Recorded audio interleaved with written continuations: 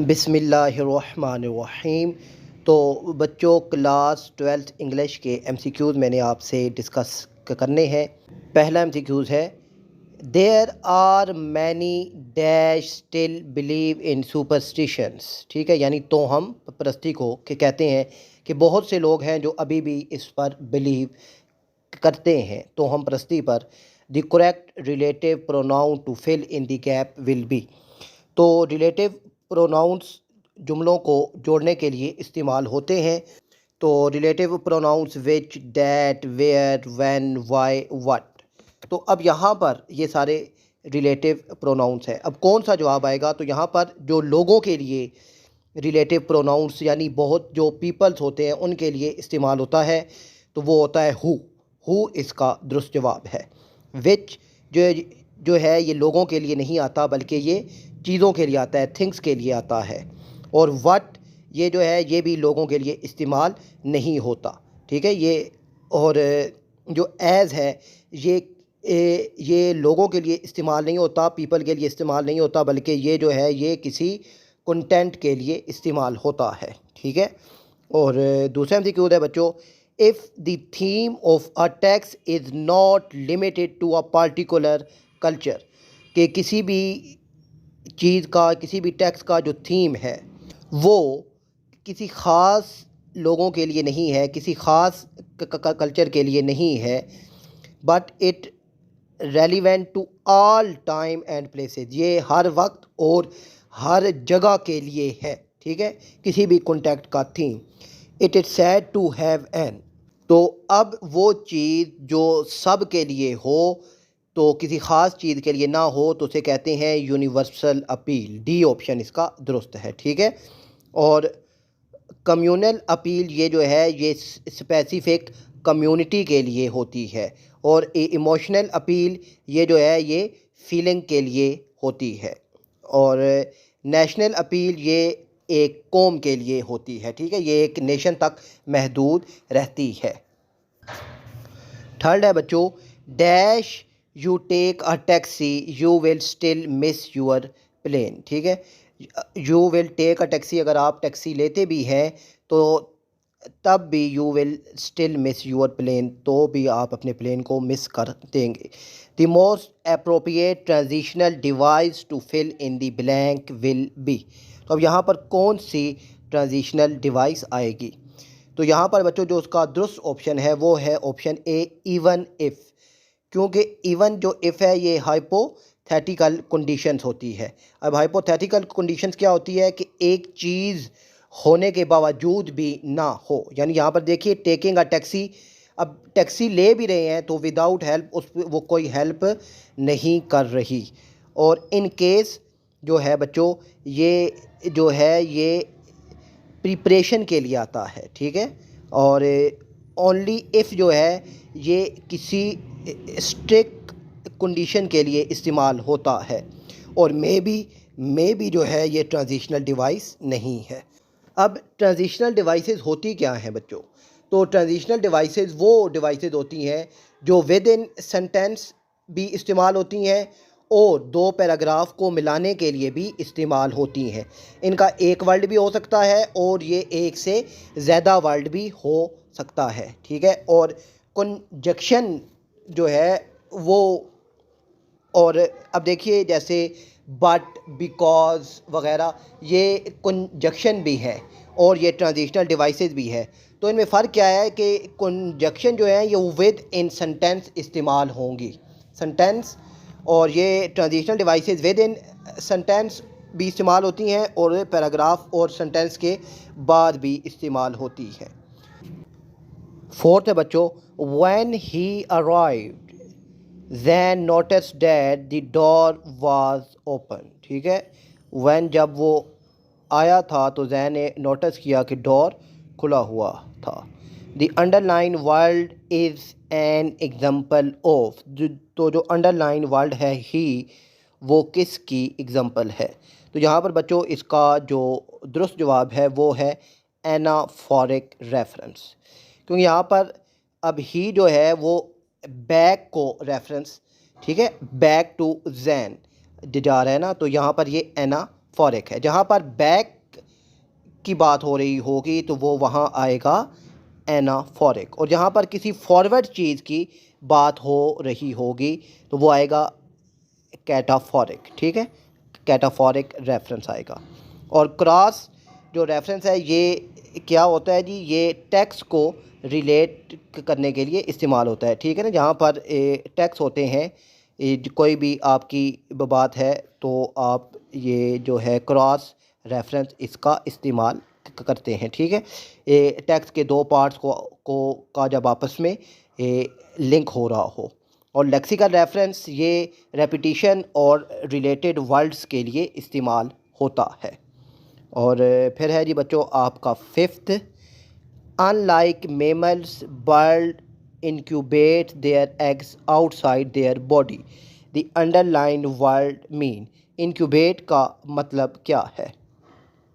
तो यहाँ पर इसका जो दुरुस्त जवाब है वो है हैच। ठीक है, इंक्यूबेट का जो मतलब होता है वो क्या होता है कि अपने जो अंडे हैं, जो एग्स हैं, उनको गर्म रखना फॉर हैचिंग। ठीक है, और ब्रेक जो है ये इनको करेक्ट है क्योंकि इसका मतलब होता है तो तोड़ना। और फिर ले का मतलब होता है प्रोड्यूस करना। ठीक है, अंडे देना, ना कि उनको गर्म रखना। इनहिबिट का मतलब होता है प्रिवेंट करना। ठीक है, हिफाजत करना। सिक्स है बच्चों, a transitional story sometime popularly regards as historical but not authenticated in term age. तो जो रवायती कहानियाँ होती हैं, जो मशहूर होती हैं, जो हिस्ट्री से जिनको हिस्ट्री समझा जाता है मगर उनकी कोई ऑथेंटिकेशन नहीं होती, तो उन कहानियों को क्या कहते हैं?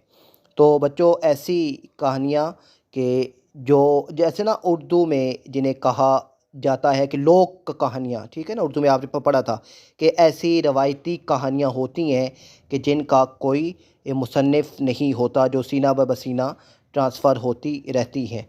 तो इसका दुरुस्त जवाब है बच्चों वो है ऑप्शन सी, लेजेंड। ठीक है, रवायती कहानियाँ। ठीक है, वो कहानियाँ जो अनवेरीफाइड होती हैं, जिनकी हिस्ट्री जो यानी हिस्टोरिकल अनवेरीफाइड कहानियाँ होती हैं। बैलेड ये वो कहानियाँ या वो पोइम्स होती हैं जो मौसीकी की तर्ज में होती हैं। ठीक है, बैलेड। और पैराबल्स ये मोरल कहानियाँ यानी इखलाकी कहानियाँ होती है, जिनमें सबक, कोई छोटी मोटी कहानियाँ होती हैं जिनमें कोई ना कोई सबक दिया जाता है। और एपिक ये वो कहानियाँ होती हैं जिनमें किसी की बहादुरी के किस्से बयान किए जाते हैं। ठीक है ना, जिनमें एपिक, अब आसान अल्फाज में मैं आपको बताऊं तो यानी वो कहानियाँ जिनमें किसी हीरो की बहादुरी और कारनामों का बयान किया जाता है, जैसे जंगी जो होती हैं, स्टोरीज होती हैं वो। और फिर है बच्चों आपका seventh, Kiran comes home after her interview. ठीक है, इंटरव्यू के बाद घर आई, runs to her bedroom and slams the door, you can infer that। अब किरण इंटरव्यू के बाद अपने घर आती है और अपने बेडरूम की तरफ जाती है और पटाख से ज़ोर से दरवाज़ा मारती है। तो आपको क्या अंदाज़ा हो रहा है उसके इंटरव्यू के बारे में? तो यहाँ पर है कि उसका इंटरव्यू अच्छा नहीं हुआ। ठीक है ना, बंदे का इंटरव्यू अच्छा ना हो तो बंदा ऐसे ही करता है। ठीक है, तो यहाँ पर दुरुस्त ऑप्शन है her interview did not go well, क्योंकि स्लम यहाँ पर यही शो कर रहा है कि दरवाज़े को ज़ोर से मारना, फोर्सफुली तो दरवाज़े को मारने का यही मतलब है कि उसका इंटरव्यू अच्छा नहीं हुआ। आठवां है बच्चों, the tourists were mesmerized to see the beauty of Ketu and it was hard for them to take their eyes off it, deduce the meaning of the underlying word। ठीक है, जो टूरिस्ट थे यानी सैर व तफरी करने वाले सियाह जिन्हें कहते हैं, वो मेस्मराइज्ड हो गए यानी मसमूर हो गए। मेस्मराइज्ड मतलब सहर ज़्यादा जादू छा गया उन पर केटू की ब्यूटी को देखकर। और उनके लिए बहुत मुश्किल है कि वो आँखों को हटा सकें। तो अब जो मेस्मराइज़ का जो मतलब है वो क्या है, तो यहाँ पर बच्चों आएगा वो स्पेल बॉन्ड आएगा, ठीक है। स्पेल बॉन्ड का मतलब भी यही होता है कि कि उसकी खूबसूरती में खो जाना। 9th है बच्चों, being imperious, he expected everyone to obey him. The most appropriate word to replace the underlined word will be, ठीक है। इम्पीरियस यानी घमंडी हो जाना। जैसे कि पुरानी फिल्मों में एक राजा होता है और वो उसका ख्याल होता है कि भाई सारे लोग मेरी बात माने। तो अब यहाँ पर जो इम्पीरियस का की जगह जो लफ्ज़ आएगा वो आएगा बच्चों ऑप्शन ए आएगा पिरेम्पटरी, यानी वो शख्स जो ये चाहता है कि सब लोग उसकी बात माने और उसके हुक्म के ख़िलाफ़ कोई काम ना हो। 10वां है बच्चों, when the teacher was delivering his lecture the students were all ears. The underlined expression can best be replaced with when the teacher was delivering his lecture. जब टीचर अपना लेक्चर दे रहा था the students were all ears, तो बच्चों के कान खड़े हो गए। The underlined expression can best be replaced with, तो all ear की जगह क्या लफ्ज़ आएगा। तो यहाँ पर बच्चों जो दुरुस्त ऑप्शन आएगा वो आएगा ऑप्शन डी, लिसनिंग केयरफुली, ठीक है। ऑल ईयर का मतलब है कि गौर से सुन रहे थे, ठीक है। ऑल ईयर का मतलब है फुली अटेंशन के साथ सुन रहे थे, तो लिसनिंग केयरफुली इसका दुरुस्त जवाब है। 11th है, my village is situated on the east bank of dash Indus, which article will correctly fill in the blank. तो अब मेरा जो विलेज गांव है वो दरियाई सिंध के ईस्ट पर वाक़या है, तो यहाँ पर कौन सा आर्टिकल आएगा, तो वो आएगा बच्चों आपका ऑप्शन सी दी आएगा, क्योंकि यहाँ पर अब स्पेसिफिक नाम आ गया ना इंडस, तो यहाँ पर दी ऑप्शन आएगा। 12th है, Marty the class clown made everyone laugh with his funny gestures.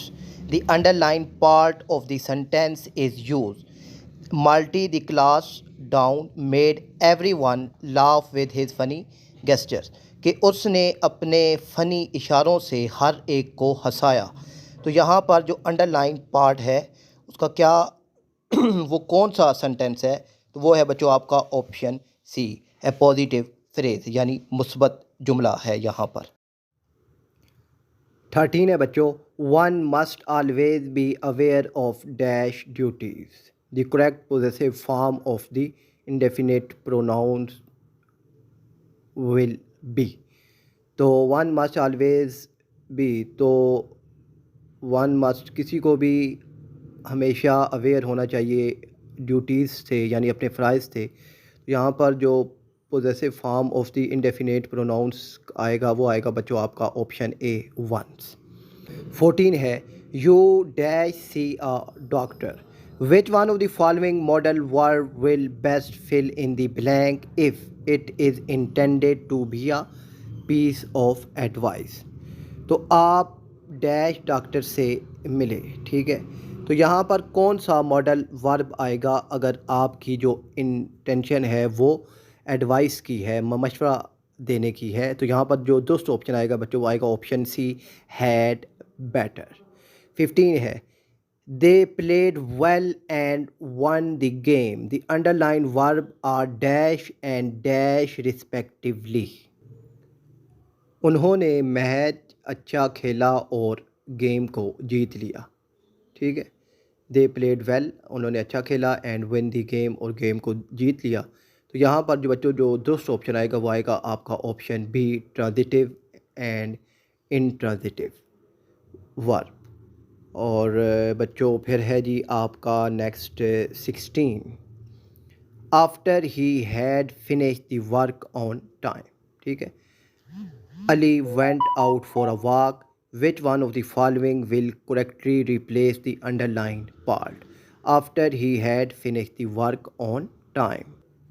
अपना काम ख़त्म करने के बाद अली वॉक पर चला गया। तो यहाँ पर जो दुरुस्त ऑप्शन है वो है बच्चों आपका option B, having finish the work time.